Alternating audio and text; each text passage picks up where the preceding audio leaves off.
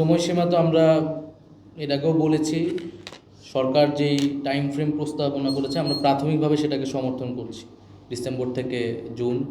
তবে নির্বাচনের আগে অবশ্যই মৌলিক সংস্কারের প্রশ্ন এবং দলগতভাবে আওয়ামী লীগের বিচারের প্রশ্নটা সুরাহা হতে হবে।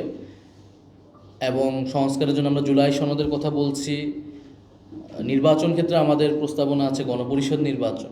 তাহলে এই বিষয়গুলো আছে, আমরা এই বিষয়গুলোতে এই কারণে অবশ্যই ফোকাস দিতে চাই দল হিসেবে।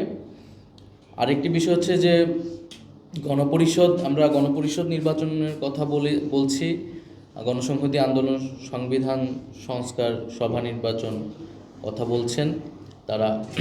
তবে এটা কনসেপচুয়ালি আমরা এই জায়গায় একমত যে সংবিধানের যদি আপনি ফান্ডামেন্টাল চেঞ্জ করতে চান, মৌলিক সংস্কার বা নতুন করে নতুন বা পুনর্লিখন করতে চান, তাহলে আপনাকে অবশ্যই জনগণের ম্যান্ডেট নিয়ে সেটা করতে হবে। সেটা কেবল সংশোধনীর মাধ্যমে যদি আপনি সংবিধান সংস্কার করেন সেটা আসলে টেকসই হবে না। আমরা ইতিহাসে এটা দেখেছি বিভিন্ন সময়ে।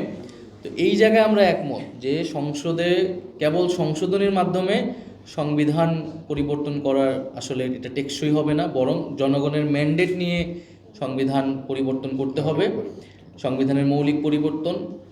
সেই জায়গায় আমরা গণপরিষদ নির্বাচনের কথা বলতেছি, ওনারা আরেকটা প্রস্তাবনা দিয়েছেন, সেটা নিয়ে পরবর্তীতে আমরা আরও আলাপ আলোচনা করব। তবে কনসেপচুয়ালি আমরা এক জায়গায় আছি। আর যেটা বললেন যে জোট, আমরা তো বলেছি আমরা জুলাই গণ অভ্যুত্থান থেকে যেহেতু আমাদের উত্থান এবং যেই গণ অভ্যুত্থানের যেই আকাঙ্ক্ষা কমিটমেন্ট, সেটা আমরা মনে করি ন্যায় বিচার এবং পরিবর্তন অর্থাৎ সংস্কার। ফলে মৌলিক সংস্কার এবং বিচার হচ্ছে আমাদের প্রধানতম এই সময়ের এজেন্ডা। তো সেই জায়গায় আমরা আমাদের এই এজেন্ডার ভিত্তিতে আমরা বিভিন্ন রাজনৈতিক দলগুলোর সাথে বসছি। সেই এজেন্ডার ভিত্তিতে মাঠের ঐক্য হতে পারে, রাজনৈতিক ঐক্য হতে পারে, কিন্তু নির্বাচনী কোনো ধরনের ঐক্য বা জোট সেই বিষয়ে আমরা এই ধরনের কোনো ধরনের আলোচনাতেও আমরা এখনও আগ্রহী না।